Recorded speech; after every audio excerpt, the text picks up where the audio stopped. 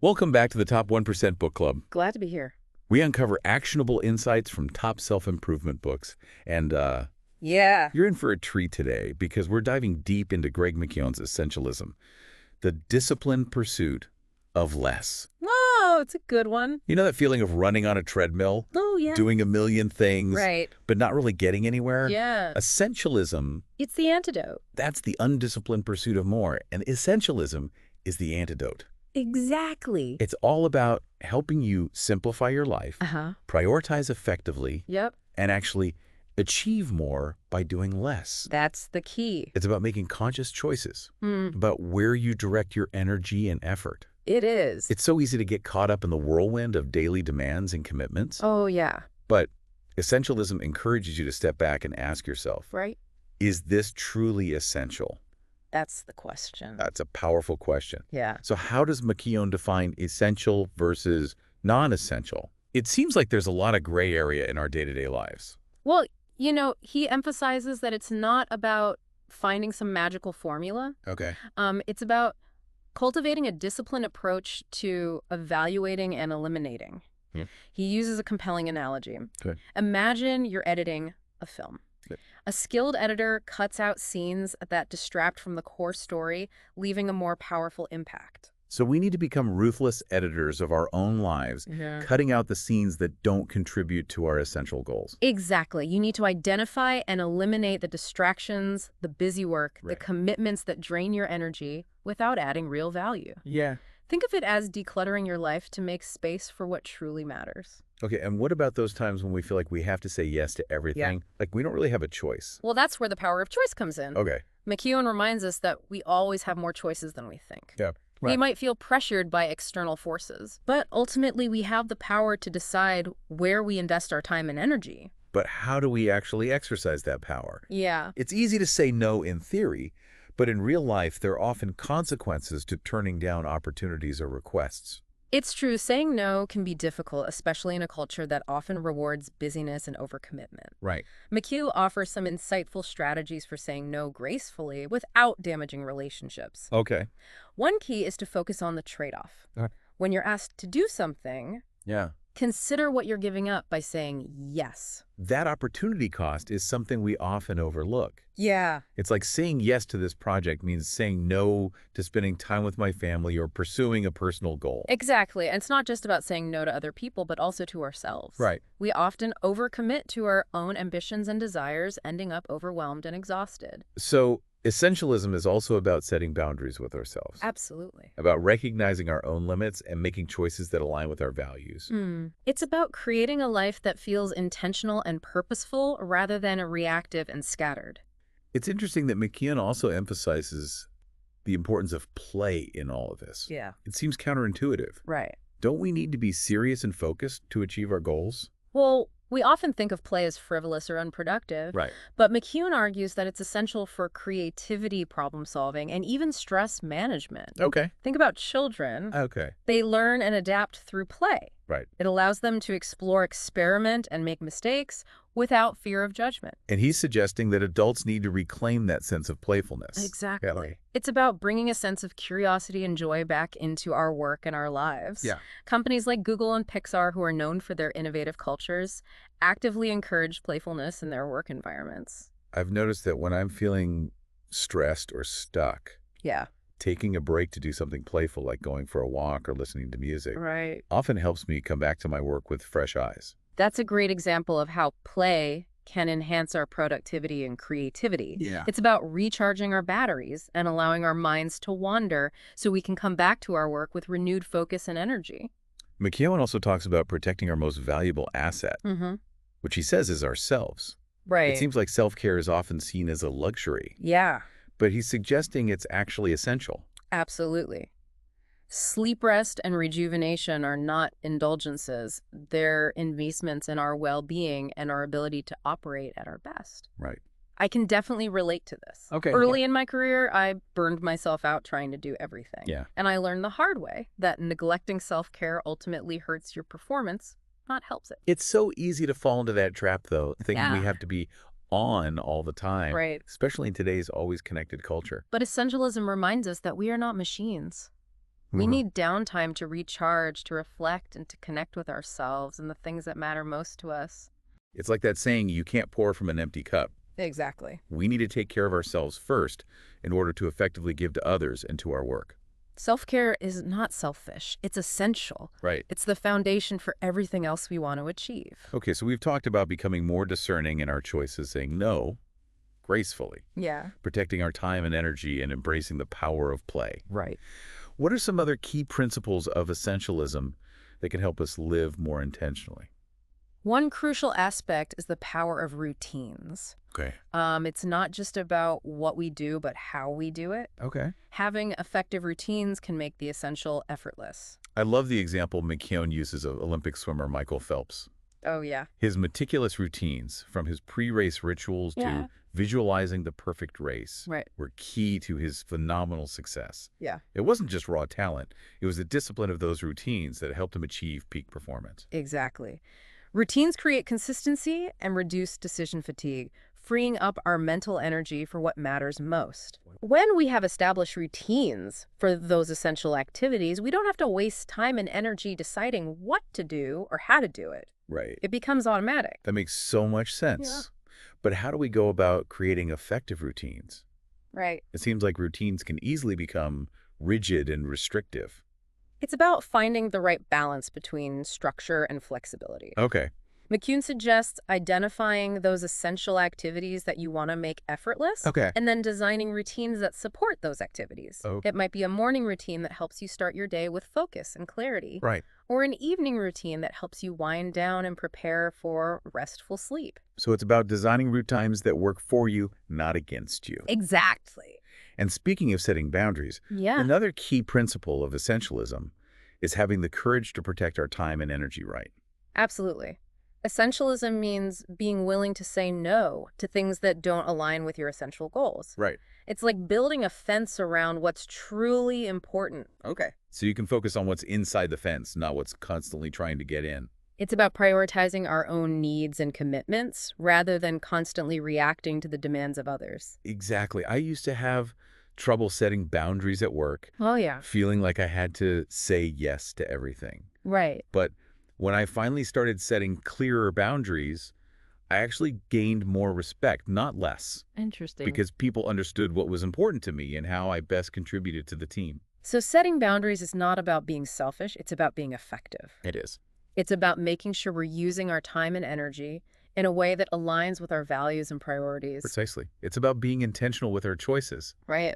so we can create a life that feels fulfilling and meaningful rather than scattered and overwhelming.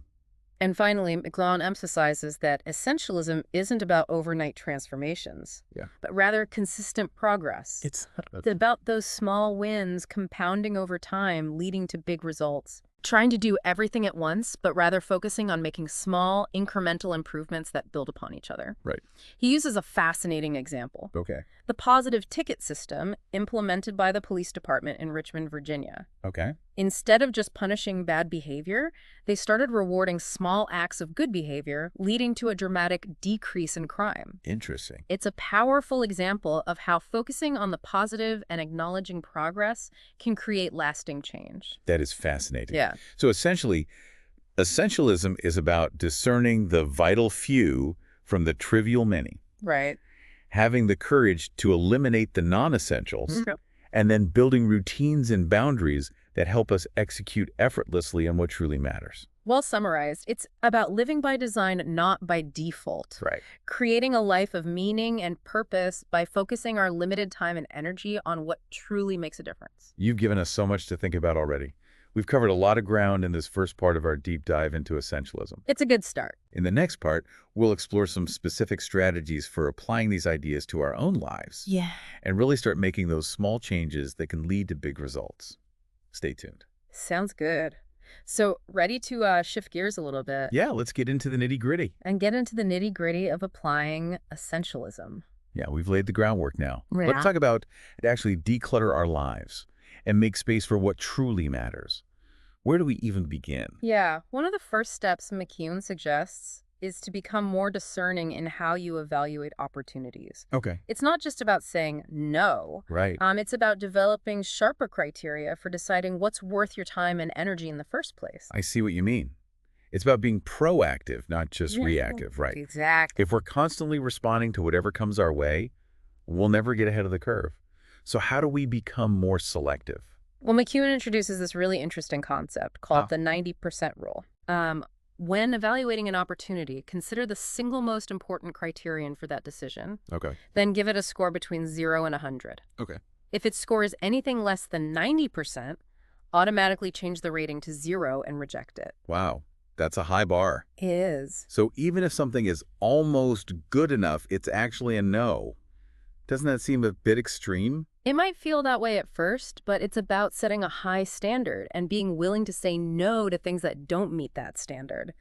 Think about it. Okay. This helps you avoid settling for good enough and instead hold out for great. I could see how that would be tough, especially in a culture that often encourages us to say yes to everything. Right. How do you push back without feeling like you're being difficult or missing out?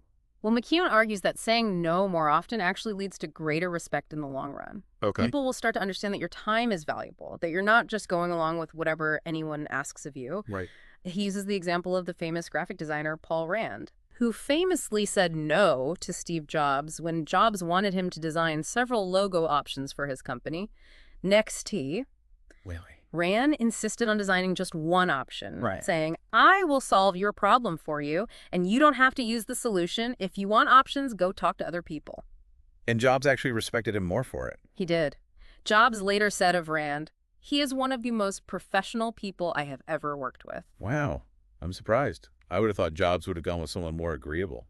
Sometimes pushing back respectfully earns you more respect than blindly saying yes. So saying no gracefully is a key skill for the essentialist. Yeah. Any tips for how to actually do that? Well, it definitely takes practice. Right. McKeown provides some helpful scripts for how to say no without feeling awkward or damaging relationships. Okay. For example, instead of a flat-out no, you could say something like, I'm flattered that you thought of me, but I'm afraid I don't have the bandwidth right now. That sounds much less confrontational, and it leaves the door open for future collaboration. Right. It's about being clear and direct while still being respectful. Another key point is to focus on the trade-off. When you're asked to do something, remind yourself of what you're giving up by saying yes. That opportunity cost, right. Yeah. If I say yes to this project, what am I saying no to in my own life? Exactly. Maybe more time with family, pursuing a hobby, or even just getting enough sleep. We often underestimate the value of our own time. Yeah. And when we're constantly overcommitted, we end up sacrificing the things that are truly important to us. McKeown also talks about something called sunk cost bias. What's that all about? It's that tendency we have to continue investing in something, whether it's a project, a relationship, or even just a bad book, simply because we've already put so much time, energy, or money into it. We don't want to admit we made a mistake or feel like our efforts were wasted. I can relate to that. Yeah. I've definitely been in situations where I kept working on something, even when I knew deep down it wasn't going anywhere, just because I didn't want to feel like I'd wilted all that time. It's a common human tendency. Yeah. But McKeown argues that essentialists are comfortable cutting their losses. Okay. They're willing to walk away from something, even if they've invested a lot in it, if it's no longer serving their essential purpose. So sometimes knowing when to quit is just as important as knowing when to persevere. It is. How do we know when it's time to cut our losses? It's about being honest with ourselves about what's working and what's not, and being willing to adjust course, even if it means admitting we made a mistake. Think of it this way. Okay. Clinging to something that's no longer serving you is like carrying around dead weight. It drains your energy and prevents you from moving forward. So how do we get better at letting go of those sunk costs? Yeah. Any practical tips? One strategy McKeown recommends is to get a neutral second opinion. Okay. Talk to someone who's not emotionally invested in the situation and can give you an objective perspective. Yep. They can help you see the situation more clearly and give you the permission to let go. That's a great idea. Sometimes we just need someone to tell us it's okay to quit. Another trap to watch out for is what's called the status quo bias. Okay. This is our tendency to stick with what's familiar, even if it's no longer serving us, simply because it's what we've always done. Think about those companies that refuse to adapt to changing markets, or individuals who stay in jobs they hate just because they're afraid of change. Unlike that comfort zone we all get stuck in sometimes. Change can be scary, even if it's for the better. Exactly. Yeah. But essentialists are willing to challenge the status quo. Okay. They're constantly asking themselves, is this still the best way to do things? And if the answer is no, they're not afraid to make a change, even if it's uncomfortable. That takes courage. It's about being honest with ourselves and not letting fear hold us back. Exactly. Yeah. Essentialism is about making conscious choices, not just reacting to our circumstances. Right. It's about designing a life that aligns with your values and priorities, not just drifting along on autopilot. Okay, so we've talked about becoming more selective, letting go of sunk costs, and challenging the status quo. What are some other practical strategies for eliminating the non-essential? I'm ready to start decluttering. Well, McKeown dedicates a whole chapter to the art of saying no gracefully. He argues that saying no is actually a source of liberation. Okay. It frees you from the tyranny of other people's agendas and allows you to focus on what truly matters to you. That makes sense. Yeah, But won't saying no all the time make me seem uncooperative or even rude? right. I don't want to damage relationships or burn bridges. It doesn't have to. The key is to be clear, direct, and respectful. Okay. For example, instead of saying, I can't do that, you could say, I'm fully committed to another project right now. Perhaps I can help you with this at a later date. Or if someone's asking for your opinion on something, you could say, I'd be happy to give you my feedback once you've had a chance to develop it further. Those are great examples. It's about being assertive without being aggressive, setting boundaries without burning bridges. Exactly. And remember, every time you say no to something that's not essential, you're saying yes to something that is. Right. You're creating space for the things that truly matter to you. This is all starting to click. I'm starting to see how even small shifts in our mindset and habits can have a big impact on how we approach our choices in our lives. It's about reclaiming our agency and designing a life that aligns with our values. It's a process, and it takes practice. But the rewards are well worth the effort. When you learn to eliminate the non-essential, you create space for what truly matters. And that's when you can start living and working at your highest level of contribution. We've uncovered some incredibly practical strategies for putting essentialism into practice. But there's still so much to explore. We'll continue our deep dive into essentialism in the next part, focusing on how to make executing on our essential goals effortless. Stay tuned. Okay, so we've talked about identifying what's essential and cutting out the non-essential. Now for the big question.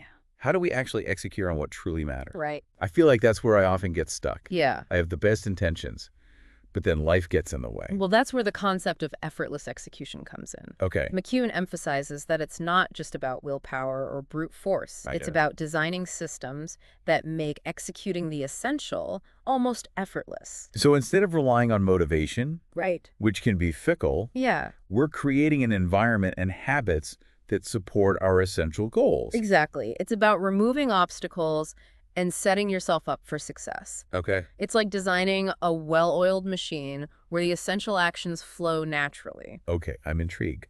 What are some of the key principles of this effortless execution? One of the most important is the concept of buffering. Okay.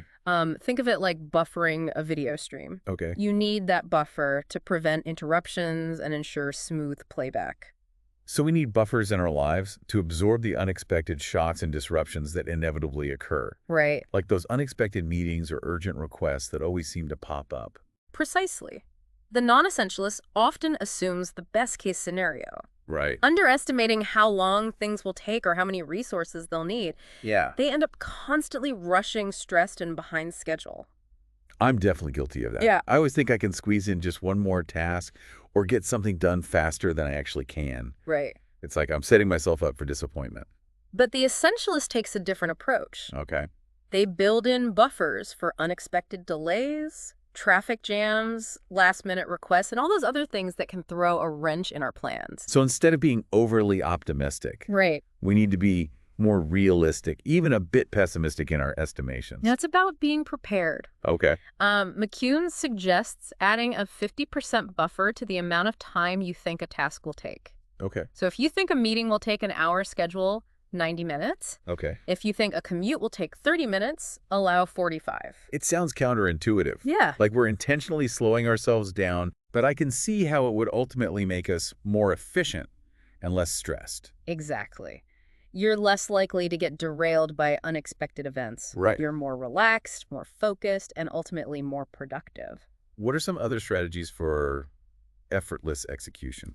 McKeown also talks about the importance of extreme preparation. Okay. It sounds intense, Yeah. but it's really about going above and beyond in your planning, Okay. especially for those high-stakes events or projects that are truly essential. So instead of just winging it, Right. we're thinking through every possible scenario and contingency. Exactly. It's like having a plan B and a plan C just in case things go wrong. He uses the example of Roald Amundsen, Okay. the Norwegian explorer who was the first to reach the South Pole. Yeah. Amundsen was meticulous in his preparation planning for every possible obstacle and challenge. Right. His rival, Robert Falcon-Scott, took a more optimistic approach, hoping for the best-case scenario. Right. Unfortunately for Scott, things didn't go according to plan, and he and his team perished on their return journey. Wow, that's a sobering reminder of the importance of preparation. It is, and it applies to all of us. Yeah. When you're prepared, you're more confident, less stressed, and ultimately more likely to succeed. We've talked about routines before, Yeah. but it seems like they play a crucial role in effortless execution as well. What's the connection? Routines are essential for creating consistency and reducing decision fatigue. Okay. When you have established routines, you don't have to waste mental energy deciding what to do or how to do it. Right. It becomes automatic. It's like brushing your teeth or making your bed in the morning. Right. You don't have to think about it. You just do it. Yeah. And the same principle applies to more complex tasks and routines. Exactly. McKeown encourages you to identify those essential activities that you want to make effortless, Okay. and then design routines that support those activities. For example, if writing is essential to my work, I could create a routine of writing for an hour every morning before checking email or social media. Precisely. By establishing that routine, you're reducing the friction and making it easier to get started. Yeah. You're not relying on willpower or motivation, you're simply following a predetermined plan. I love that. It takes the pressure off and makes it more likely that I'll actually stick to the plan. It does. Any other tips for creating effective routines? One strategy McKeown recommends is to focus on the hardest task first. Okay. He calls this eating the frog. Hiding the frog. That's a vivid image. The idea is that if you have a big, unpleasant task looming over you, Right. the best way to get it done is to tackle it first thing in the morning. Okay. Get it out of the way, and the rest of your day will feel much easier. That makes a lot of sense. I tend to procrastinate on those tough tasks, but I can see how getting them done first would create a sense of momentum and accomplishment. It does. Another tip is to mix up your routines to avoid boredom or burnout. You could have different routines for different days of the week, or incorporate elements of playfulness or variety into your routines. That's a good point. Routines shouldn't feel like a prison sentence. Right. They should support our energy and creativity. And finally, McKeown emphasizes the importance of celebrating progress, even those small wins along the way. Yeah. It's easy to get caught up in the what's next mentality, always striving for the next goal, without taking the time to appreciate how far we've come. It's so true. Yeah. We need to acknowledge our accomplishments and give ourselves credit for the progress we've made. Exactly. Like pausing to savor the journey, not just focusing on the destination. Celebrating those small wins helps you stay motivated and reinforces your belief in your ability to achieve your goals. This has been such an eye-opening conversation. I feel like I have a whole new framework for approaching my work and my life. That's great. It's not just about doing more. It's about doing the right things and doing them in a way that feels effortless and sustainable. That's the essence of essentialism. It's about making conscious choices, eliminating the non-essential, and creating systems that support your essential goals. Right. It's a journey of continuous refinement, and it's well worth the effort. As we wrap up this deep dive into essentialism, Yeah. what's the one thing you would encourage our listeners to do today to start putting these principles into practice? Ask yourself this. Okay. What's the one thing I can eliminate today to make space for something more important? Okay. It could be a commitment, a task, a habit, or even just a thought pattern. Right. Make that one small change, and you'll be taking the first step toward living a more essential life. That's a great challenge. I'm definitely going to ponder that question myself. Thanks for joining me on this deep dive into essentialism. I've learned so much. It's been my pleasure. Yeah. Remember, it's not about doing more, it's about doing the right things. Choose wisely, eliminate ruthlessly, and execute effortlessly.